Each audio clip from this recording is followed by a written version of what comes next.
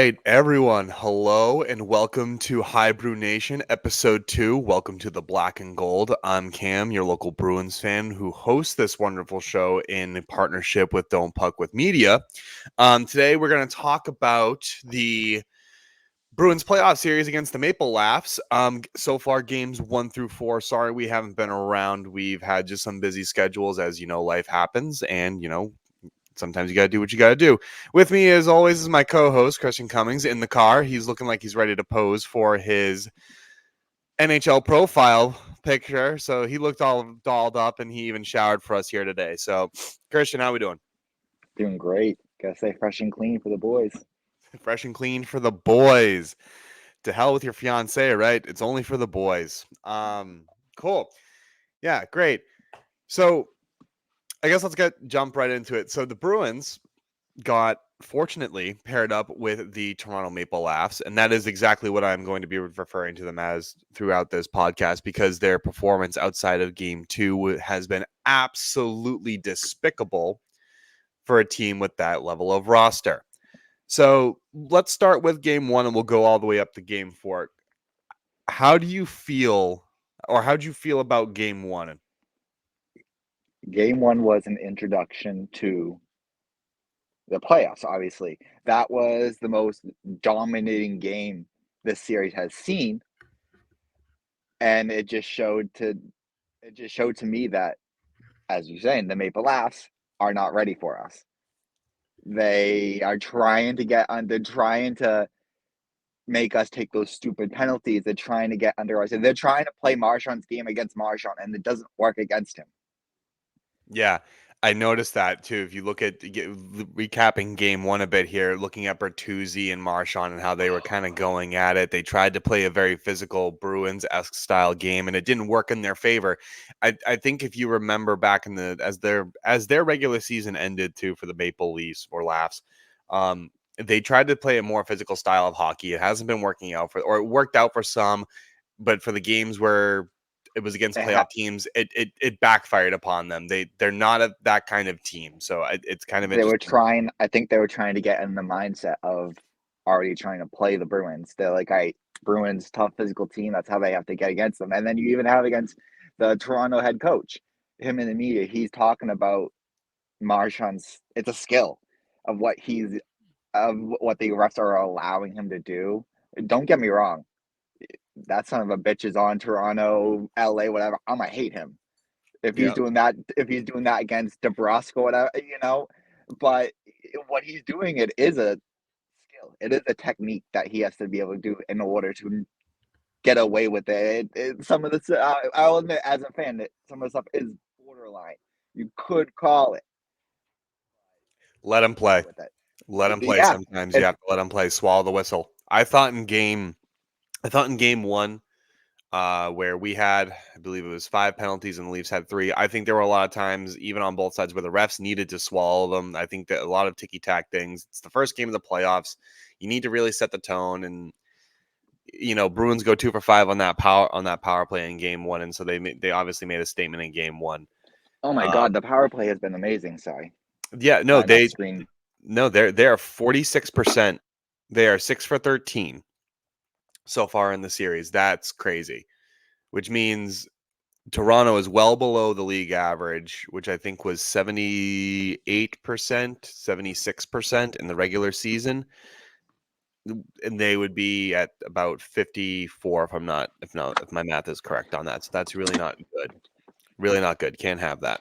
Um yeah, I thought game 1 was clearly looking Boston's way. Boston looked prepared.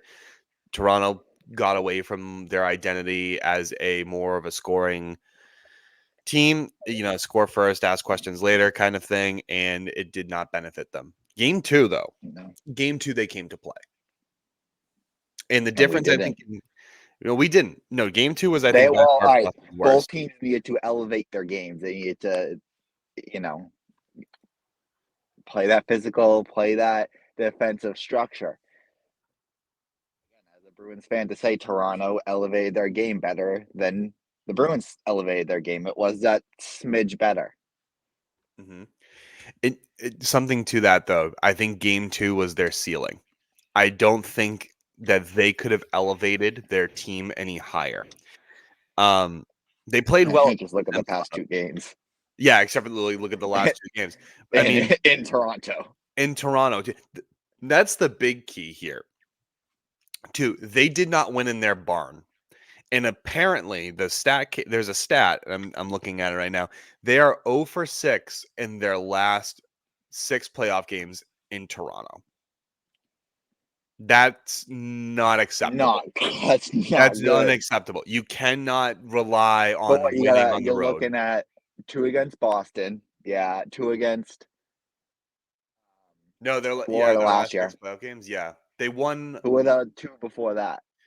So they played Tampa last year. They won the first home game against Tampa in Toronto, and then they lost the next few, and they won pretty much all 4. The remaining 3 in Tampa, which is kind of scary because I thought if Tampa was able to force a game 7 there, Toronto wasn't making it. So I think Toronto was very fortunate in that series last year, but that suffice to say everything else. That's neither here nor there. We don't talk about last year. Yeah, last year doesn't exist. Last year was a Fugazi. It was a weirdo. It was a Wazi. It was a Woozy. It's fairy dust. It doesn't exist. Hey, just because you have Biz on there, we're not talking about Fugazis. Right? Yeah. no Fugazis here. Yeah, sorry. It's crazy. No, for those of you who have seen Wolf of Wall Street, great movie. Gotta go see it. Leonardo DiCaprio is my hero. No difference in game 2, though. I think Samsonov played well. That Leafs team still continued not to play in front of him, which is amazing. If you go watch games 1 and 2, if the puck is in the corners, no one's in front guarding Samsonov. They're all in the corner. People are being left wide open, and that was the same for the Van Riemsdyk goal last night in Game 4. There was, I think, another goal like that in Game 3. You're leaving people wide open in a slot where the goalie is forced to make aggressive plays. Toronto's defense at all? Because again, where's Toronto's defense been for 8 years, 10 years, whatever? I don't think Samsonov is your goalie either. He's not your number one to take you to the, maybe if you actually had the Toronto team that you see on paper, Matthews, JT, Nylander, Marner. Didn't Marner just get his first goal of the series last night? Yeah, but I think he's had points otherwise. I know he's had points. He's a playmaker. He should be endless assists. But, if you actually had them scoring at will the way they should, maybe Samsonov could be your goalie. But, he's got an 8.9 save percentage. It's sub 9. So as a number one goalie on a team that you want to try and win that cup, you can't have a sub 9. No, I agree with you. And on the other side of things, so again, let's stick with game 2 for 1 second. I think he was a bit of the difference maker, and Toronto elevating the play was the difference maker. I think that's their ceiling. The comment and why you bring up the goaltender. So the goaltender, and the loss was not on Ullmark. I stressed this on Twitter. That I do not blame Ullmark for that loss. I think Ullmark played and he performed well. The Leafs just got the better of the Bruins. It was plain and simple as that. Do I think they should have played Swayman? Yeah. Because his numbers against Toronto statistically are 2 best players against Toronto, DeBrusk and Swayman. You can actually throw Carlo in there too. Carlo's I think, been 4 one of our points. best defenders all year, though. Yeah, I think, but he had 4 points in I think 5 games against Toronto. So if you're looking if you're looking at a stat perspective, you're absolutely right.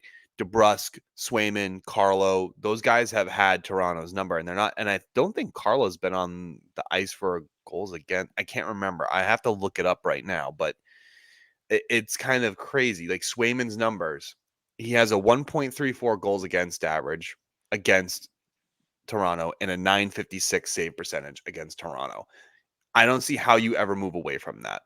And it's not to say Ullmark is a bad goaltender. It's not to say anything terrible. Yeah. It's just to say you go with game 1. Back to game 1. Swayman played, especially during that first period, he played off of his fucking head. Some of the desperation saves. I'm not saying anything, but you put Ullmark in there in that situation. Oh, who knows how it goes? Maybe that goes in. You put Swayman in game 2. Who knows? Maybe he does save one of those goals that goes in. But I did just again talking statistics and how hot his hand is. You gotta ride You Swayman go with the best. You go with the goalie that gives you the best option of winning. on earlier this week. Chicklets posted just a quick thing. Ryan Whitney he said, and that is something I agree with him after listening to that. You play with the goal. You play with that goalie until they lose. So there's the Swayman goes on question. a six game winning streak. He loses one. Well, now it's Olmark's turn. Olmark wins three. He loses one. Back to Yeah, you can Swayman. give him a rest. You can give him a rest. You know what I mean? But if what if Swayman lost game two? Then then that's the If paradox, he right? loses it, but yeah, no, I know, and you can't put him back into Yeah, where and then we're what if at. Allmark loses game three? It goes into that. So Whitney has a point to an extent, right? But it's one of those what if scenarios. The only goal that I think Allmark should have had in that game was the John Tavares goal, where I think he was not as square to the shot where he should have been. I think it was their only power play goal of the series. I'm willing to let it slide just because he made some stellar makeup Really saves. bad defensive breakdown for Yep, that goal. but he So was like there. 100%, you can't like, yeah, Omar should have been more, but like a little bit of a defensive breakdown on Yeah, that he goal. was there though. He was there. I think he just could have been a little bit more square. That's the only thing I think it was a little soft to let in. I'm willing to let it slide. He had an amazing shoulder save or something like it was, and he robbed. I think it was Mitch Marner, which is I think Yeah, Mitch yeah, Marner yeah, was yeah, gonna miss the net anyway with the way he's been fucking playing terrible. yeah. It's really insane. Um, so going on. So now series is tied 1-1. We go to Toronto for game three. Gritty game. We go down 1-0. I don't want to say early on, but I honestly thought it was pivotal, especially for the way that building in Scotiabank Arena would have reacted. I thought it would have been pivotal for the Bruins to get the first goal because I was So I deathly missed, afraid.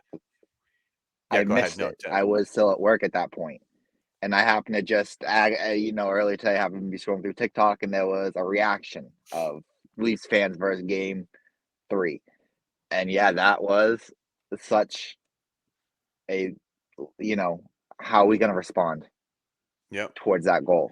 Oh, and baby, Again did we in respond? Toronto, Oh, baby, did we that respond? was again.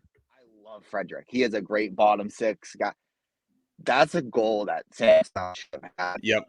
Yep. I agree. Well, Samsung should so have had that low blocker right there, shortstop. How do you let that in? yeah. No, I agree with that, and I think and it goes back to the goalie perspective that Samsonov is not their Yeah. goaltender. So how do you go from basically winning them game two, not their number one thing, but playing in Boston, letting that, like, having your team get that win, and that's what you let up in your home barn. Yep. No, it's deflating too. You can have a lot of momentum and that's deflating, and you have a lot of now the Bruins have a lot of confidence going the other way, right? That if they just get a shot on net, something's bound to happen. And let alone look what happens in the second period. They're getting shots on net. Now pucks are going in. Samsonov is not as confident in himself anymore. The Leafs are leaving shots wide open to be taken. Brad Marchand for the game-winning goal, which put them up on 3-2 on the power play, was a snipe top corner. Mwah! That rat was sniffing that top cheddar cheese, baby. He That was was an sniffing that. He was absolute fucking nibbling snipe. on that shit, and he absolutely pots it. But again, wide open for that shot. That's his bread and butter. He can shoot from there and he can whip it. Nobody's on him. Seen Nobody him. touches him. That is prime scoring, like, slot opportunity. You only need 6 inches of room, whatever. You don't need that much room to get. It was on and off his stick, So quick. half a second. Yep. So quick. That guy Crazy. took it, shot it. It was good. Even like see, I needed the replay to see where it actually went in. I was just laying down and woke everyone in the house almost. Over the shoulder. It was over Oh, the I know. That's what shoulder. I'm saying. It When was I saw that, I was like, aha. yeah, barely. I would say it was a snipe. He picked that pocket and it looked narrow and it went in, and I think that That is a boosted his sniper's confidence. goal. Yeah, and for a player like Pastrnak and Marchand and those guys who maybe feel like they're not producing as much in in this series, That's that's what something I'm that's kind of like giving them more confidence in now shooting rather than just passing it off to be potentially intercepted. Now they're going to take a shot in the net because they know, like, okay, I did a good goal. I could keep on trying. I can't let that frustration get to me. And then and Marchand, this is the goalie you need to test. Per se, I'm not getting too far ahead of ourselves, but we make it to the next round. We're playing Bobo or Vasi. Much, we're much not better going to than play Samsonov. Tampa. They're Florida's I, winning I, that series 3-1 right now. I understand it. know. Oh, I know. I'm not. That's why I'm not getting ahead of ourselves. The Bruins are automatically going to make it, but yeah, anything can happen. It's I hockey. believe it's going to be Bobo, and I'm scared with Yeah. how well that I'm motherfucker's playing. I'm not scared of Bobrovsky as much as I am the defense. Their defensive core is studly. That's what I'm more, and I'm more afraid of their power play. Definitely afraid of their power play. Their power play is absolutely insane. Oh my god! I didn't realize how many assets Florida got. I was just looking at their roster: Yep. Tarasenko, Kyle Opa. Okposo. Yeah. They're God. cooking, buddy. They're cooking. And for them, they want to go back to that cup final and they have a high And probability of doing it. again, we'll go back to Chicklets for a second. It was Barkov. Crap. And there was one other player that they were talking about. They've played 450 minutes together this year. They've allowed 8 goals against. Yeah. If those two They're are on the ice together. What? yeah. They're insane. They're built. And then you know what? I not to take away from the Bruins leads, but I do want to address this. I'm just like I'm actually glad that the league is gaining some additional parity where you actually see teams that don't have that wide of a fan base now starting to gain some success and gain and grow the game. I think that's great for the game. But you're right. I don't want to get ahead of myself and say like, hey, if we beat Toronto, we're definitely playing either the Florida Panthers or the Tampa Bay Lightning if we advance. I would prefer Florida, and that may shock some people, but Tampa has had our number, and I don't want to imagine what it would be like playing them. I I don't. don't know. I think I would rather Tampa. I wouldn't. They still have Matt Dumba's Mikhail Sergachev, I think, is coming back or is not, if not I think he already. just played. I think Yeah. he did. He just played his I, first game I yesterday. don't want to play against that team. I don't. Their defense is just as good. And I Hedman, know. I know. they It's a double-edged sword there. Who do you really and want? Do you want to Vasilevsky, like put? there's no question about it. Like, sure, Florida's whipping them into pieces at the moment, or at least they were in the earlier pieces of the series. But Yeah, if but you now what if they come back and they win 4 straight now? The ride not that they would happening. be on Tampa. I know. Not What happening. if? Yeah, we also said that back in whatever year that Philly beat us. Okay, So, well that was just a bad year.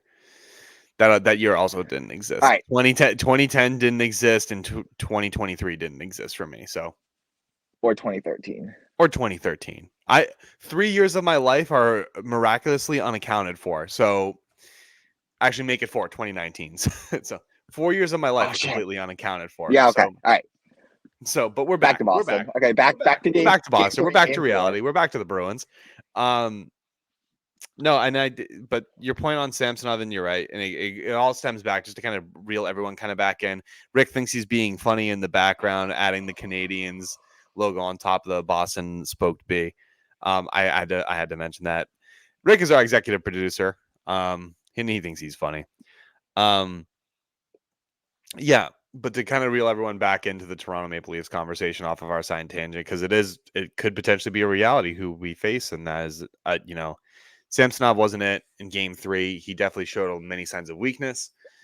Marchand pots the empty netter at the end of the game after missing quite a few empty net attempts, on the team, not just Marchand, but just the I'm team. kind of surprised that Pasta didn't pot that in from half ice. Yeah, Pasta needs to step up. That's why if we're gonna talk about that, and he kind of did last night. they're isolating him, and rightfully so. The Bruins are predictable on the power. If you watch last night, I'm assuming, right? I only saw the third-ish period. There was a power play where they force fed it to Pastrnak, and the Leafs read it predictably, and I'm just like, Yeah, you get him his can't. goal when when he's wide open and when it's very clear. But I think there needs to be a consensus in the room, and I think there is the consensus in the room that the win They comes miss first, you the want to talk points about come with later. him being wide open. That little break,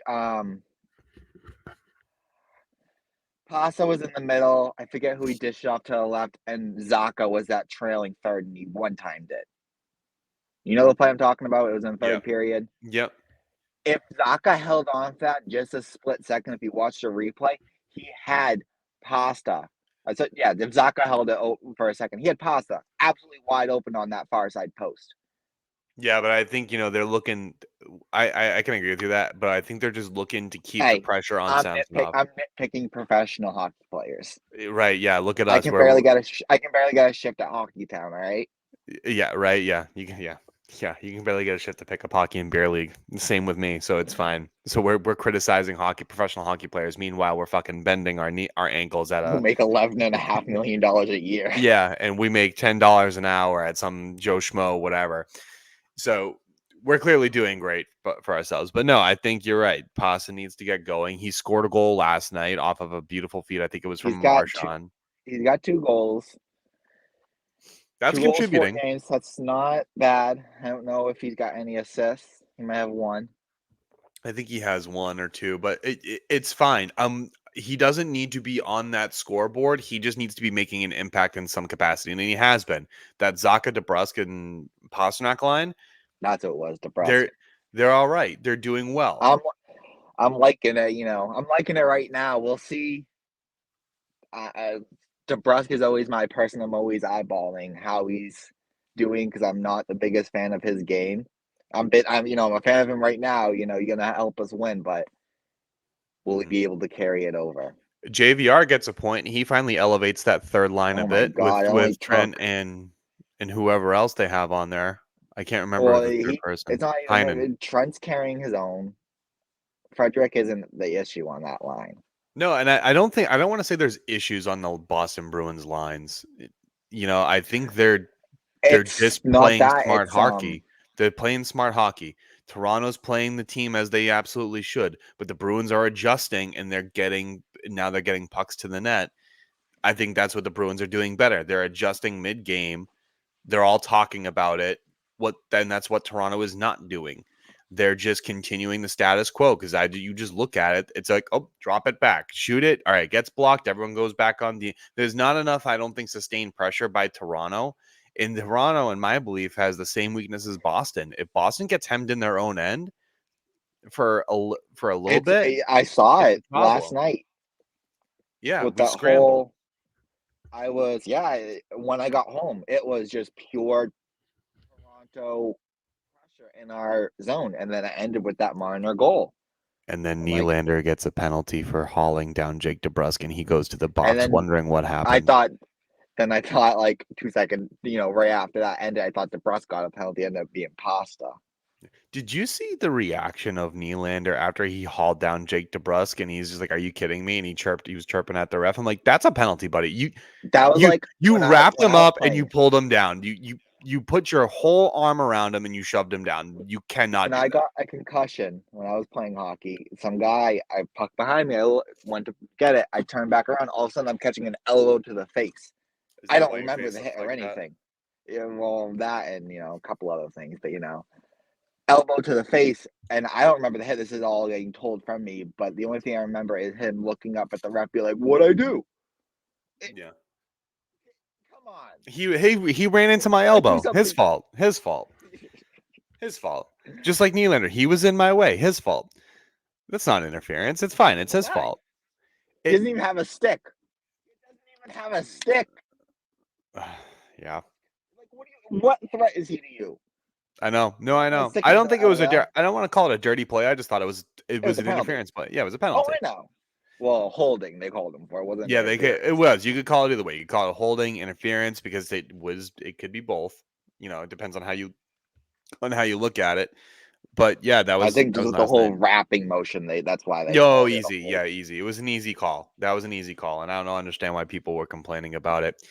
But yeah, Bruins last night, dynamite. came out, scored the first goal, which I think was, again, it's pivotal for them in Toronto. That building is loud. It They needed to take the And crowd dude, out of it. every single time I'm watching all these replays of these past two games in Toronto, or Toronto Square, and if they're Boston or Rebecca, every single time Boston scores, Crickets, everyone shuts up. crickets. It, Can oh hear a my! pin I drop. never heard anyone get so quiet. Yeah, Like if we score, Toronto scores at us, we're yelling at them, whatever. We got our players start people flipping you off, whatever. But we're not quiet. We're gonna respond. yep, Toronto yeah. just gets. The Garden recently. So I've been to a couple games. I went to game 82 against Ottawa, and it was a I quiet want the game. last week didn't happen. Yeah, nothing happened, Last and week no didn't Bruins happen. loss ever happens in our world. We're 82-0 in Boston because we're just freaking perfect. Yeah, we're delusional as well. So like, come on, grow up. What are we doing here? Like, we need to be real. Um, no, but the Garden can get quiet too. But sitting in the balcony, there's always that one fan that gets up and going. Honestly, sometimes it's me because I can't shut the fuck up. Um, Especially when you got a couple beers in you. oh well, that's different. That is completely different. That I choose to not remember things at that point. Um, Just like you choose not to remember those 4 years. yeah, yep, illusion doesn't exist.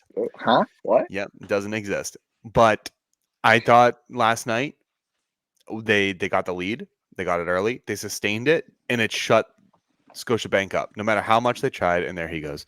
I'm right No here. matter no matter how much they tried to kind of bring it back, or the Leafs were not responding, and I think that was huge for us.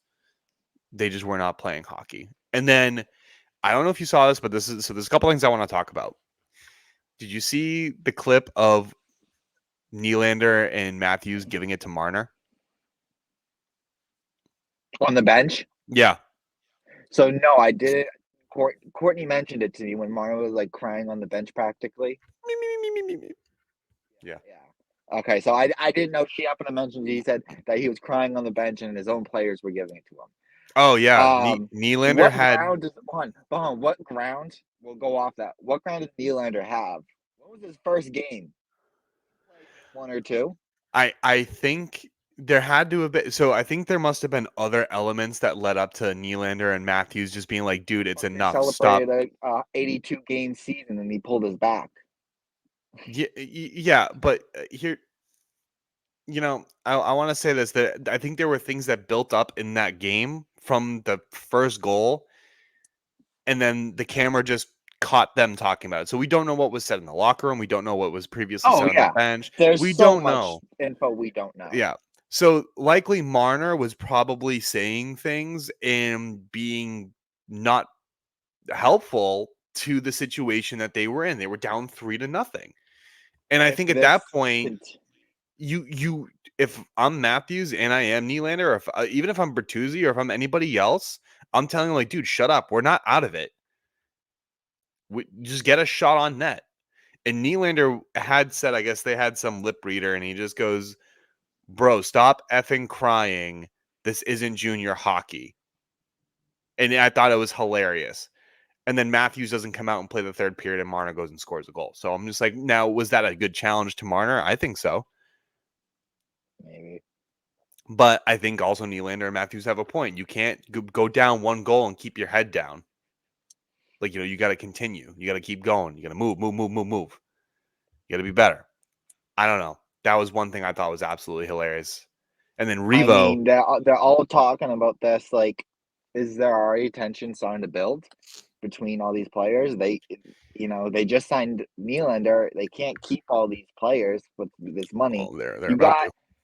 you got JT second line as your captain playing 15 and a half minutes. Yeah, let's talk about JT real quick. So in that Marner situation, because he's clearly going to come off, I think he might have been on the ice at that point in time. So he's going to come off the ice. Someone's probably going to tell him something. What do you say to him? You're the captain of the team. You need to reel him in.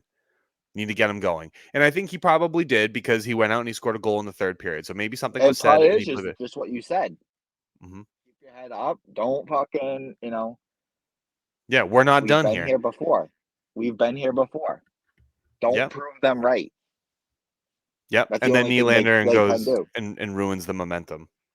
I love that. I love that for us.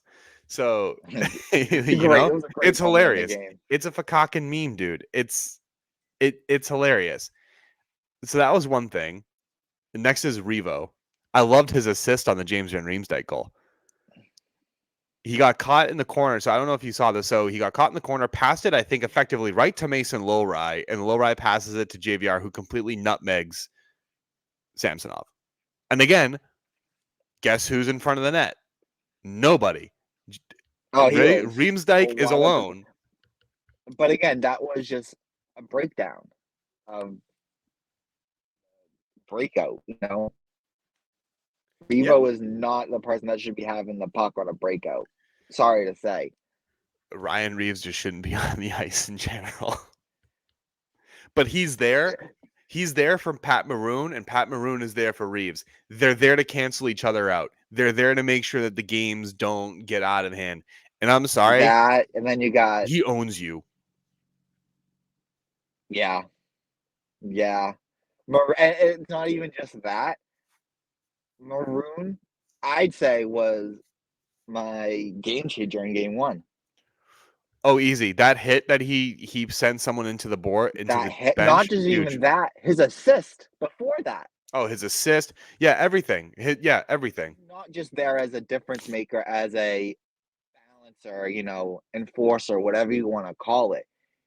He's making plays. No, I He's agree. getting that extra dish. And again, I think I trust Maroon to break it out of the zone more than Toronto should trust Revo. Well, Maroon has had, he was a good hockey I know player. He's I older know he's more of now. a, but I'm just saying at this point of what they're there for, I think that Maroon's was the given us best more than addition that they Revo. could have possibly made, and Andrew Peak. Those two additions, I I think was Don Sweeney so stole against them. those at first. Oh, I was Andrew like, what Peak? the hell is this? No, I What saw is Andrew this? Peak. He's 24 years old, 23, 24 years old, right? And so I took a look at that. I'm like, all right, so we're getting younger defensively. So on your right side, you have McAvoy, who's still pretty young, Carlo, who's still pretty young. Carlo. Now you have Andrew Peak. You have Lindholm's not, he's 30, but like, he can play, he's going to play a while. Then you have Mason Lowry, who's You got a good 23. 5 years. Yeah. And you have Mason Lowry, who's 23. And you have Parker Wotherspoon, who's 27, who are likely going to be your defensive pairing next year. Like that's likely what you're going to see. And I think we still have Jacob Zaboral. I can't remember. Or I think we got rid of him. I cannot remember. I'm going to have to go double check that. But we have young defensemen. So that was a good pickup because I don't think we're I keeping think Grizzly. Zaboral went with the Peak trade. I don't know if it was Zaboral, but also we have Ian Mitchell on the right side down in Yeah. Providence. We have We're players. going through this. Yeah, we We're have it. fine. So I think the addition of was Andrew Peak was great because he's been nothing but great. He's been an awesome penalty killer, and I think they got him to replace Derek Forbert because we are not resigning Derek unless he takes a big pay cut. How much is he making? He makes $3 million now. He's going to be 33, I think, next year. So he'd have to he'd have He's to got take to a take big cut, a league minimum, maybe 1 mil. especially with the money that we have, and we got to Dude, improve a little bit. you are a sixth, seventh defenseman. Oh no, he's an NHLer. He's a sixth. I wouldn't put him any worse than that. He's an NHL defenseman.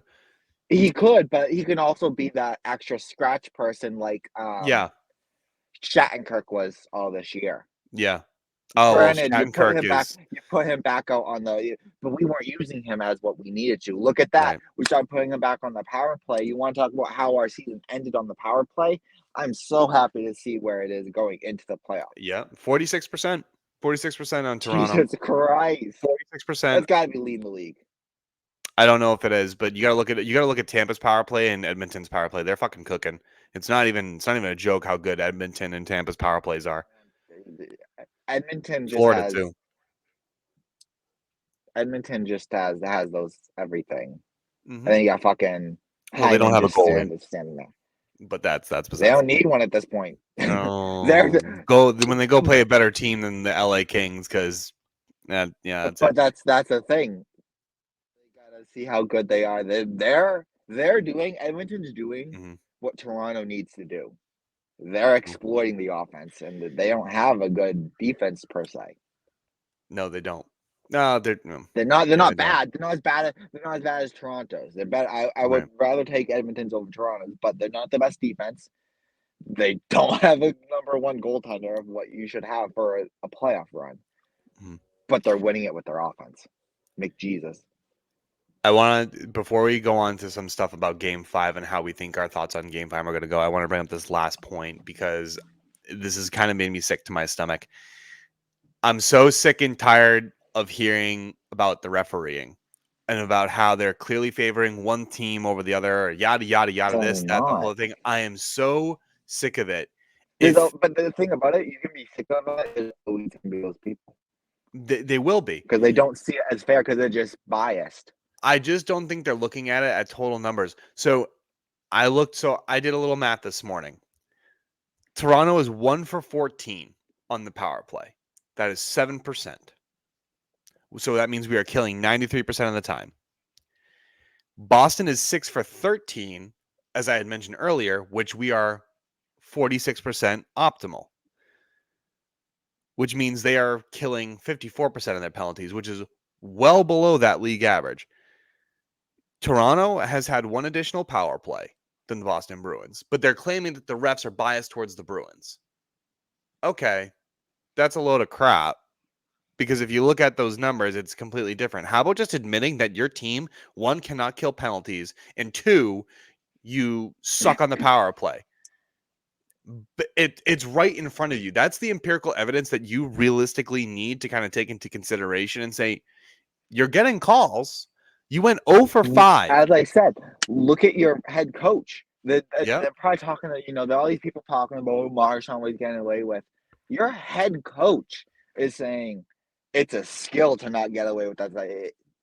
You would take that in a heartbeat from anyone if they're getting away with it. Right. And you're right, but the penalties are almost equal. They're just not capitalizing. They're not. They're letting them play. It's not just Marchand that's letting them play. Look at some of the stuff Bertuzzi's trying to do, and he's getting away with some things. Oh, and I love that. Hey, let him play. I love that. Let them be scrappy a little bit. As I'm let saying, them do if it. you're gonna let one side play, you have to let both. But my point being is that they're the fan base, the upper management, they're saying it's amazing how they can get away with this shit. It's amazing. All these things. And I'm just like, why don't instead of focusing on blaming the referees for your lack of getting penalties or calls in your favor, and look at what you can do to improve your power play and your penalty kill, because that's what's fucking killing you.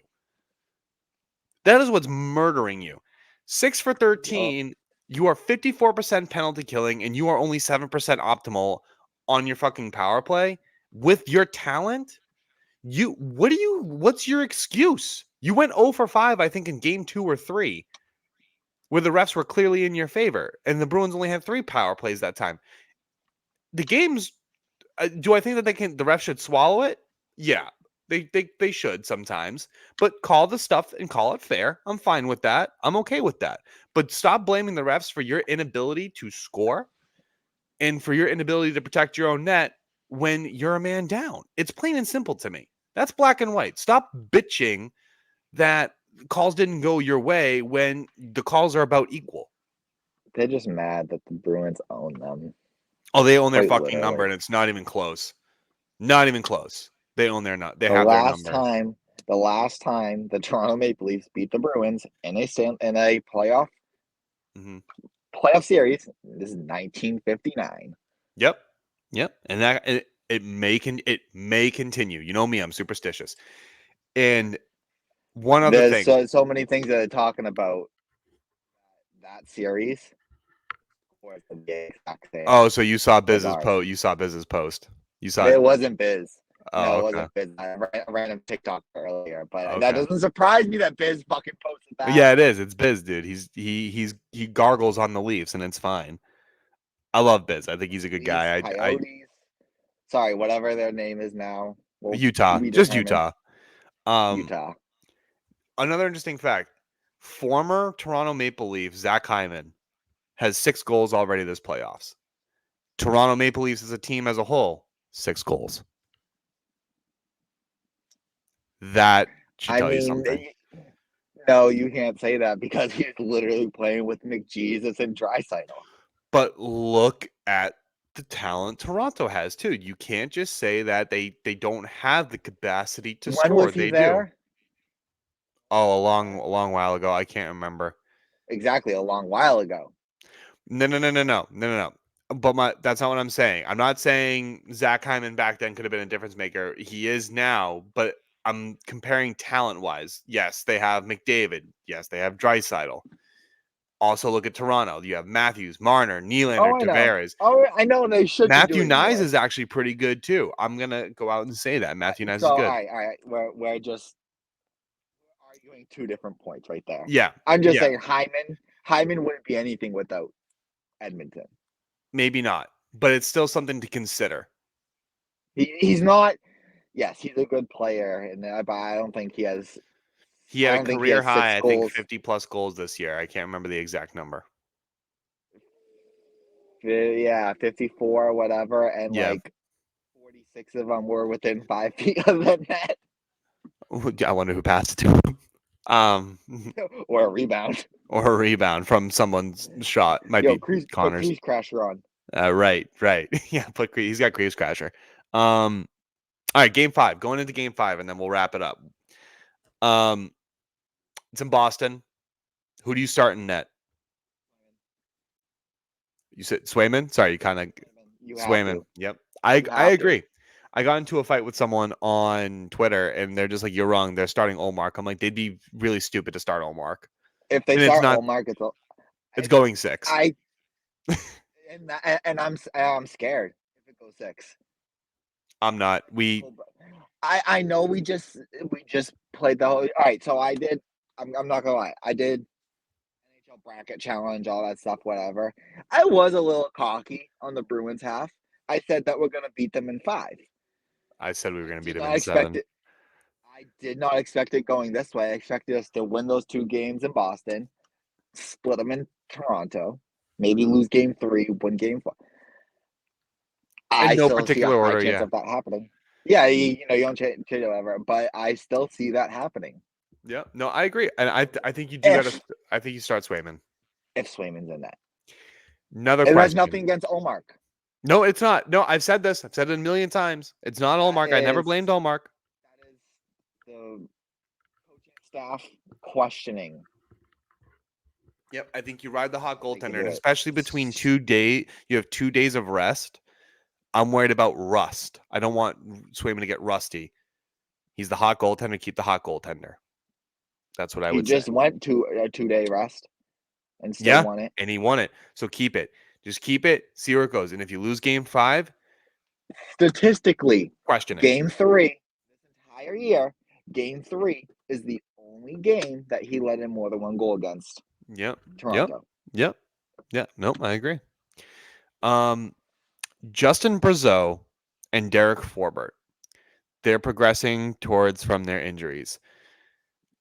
Where do they slot in the lineup if they were to make a I return think for you can game put 5?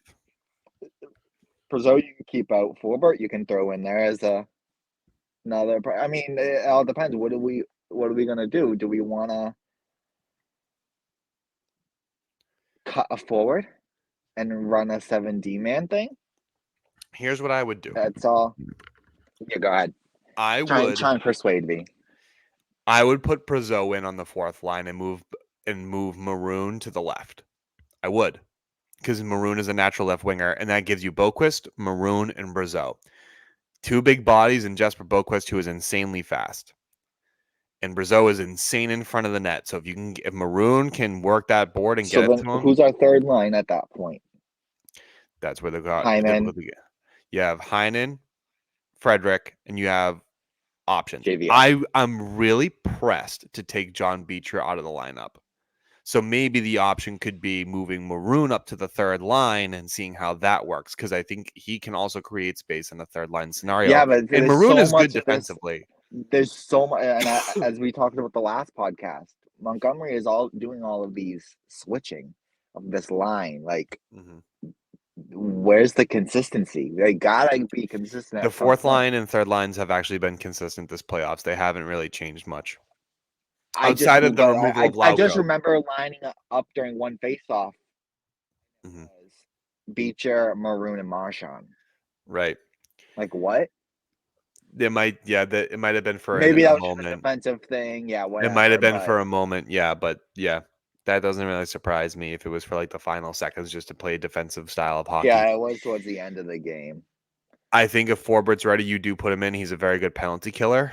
I He's a don't, I, shot blocker.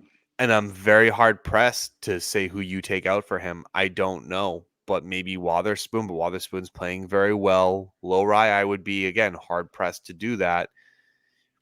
You have really good. I take out Wotherspoon. All right, so then there's that answer. And when Andrew Peak, when Andrew Peak comes back, assuming the Bruins advance and Andrew Peak is healthy enough to come back from whatever I think it was his wrist. I think you actually take out Shattenkirk and you have Forbert and Peak because you need shut down if we go up and play against Florida, you don't need a guy like Kevin Shattenkirk. You need strong-willed defensemen that can handle an aggressive forecheck like Peak and Forbert. That would be my prediction. That would be looking ahead. The For game thing 5, is, though, I think you keep it as is on the defensive front. Shattenkirk is that QB on the PP. Look at our percentage when we put him back Yep. out there and everything. Yep. So like, do you really give that up for? No, we'll see. I know that's just the other It'll argument, depend. but also how many That's why I think penalties right is now ideally Florida taking? is Florida going to give You you. know, But so that's looking ahead. That might be in the Florida matchup. But I think defensively, you don't change anything. But I think if Brazeau is ready to come back, I think you actually look at inserting another big guy in the lineup to absolutely shut down Toronto. I don't mind that. I don't mind that, but Mhm. I think Beecher's been playing great. I don't think you take. I think you take out JVR. I think he Do you had a take out goal. the person who scored actually last game? Give him Yeah, another I do. game. Yeah, I do, because you could argue the same thing for Beecher. Why would you take out Beecher if he scored a goal too? He hasn't done much since, but He's been there. He's he's been been there. He's defensively. performing. But I would be more in favor of Brazeau over JVR. That's my 2 cents. I see that because, as you said, JVR just really kind of finally showed up last night. Mm-hmm. Yep. And his bread and butter right in front of the net. All right, score prediction. What do you think? Let's get a little bold. Oh shit! 4-1 Bruins. So another Empty netter. 4-1 with an empty netter. I think it's gonna be a little tighter. I actually think it's gonna be 4-3 Bruins, and I think this might be our first overtime game that you see.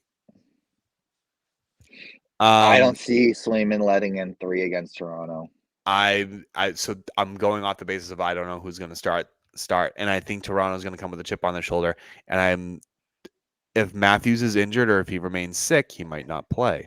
So we don't know. So this is all up in the air. Anyway, number Keep his 2, dick too far up his ass. and then the last thing, and then we're going to wrap it up, and then we're going to get the hell out of here. Who gets the game winner?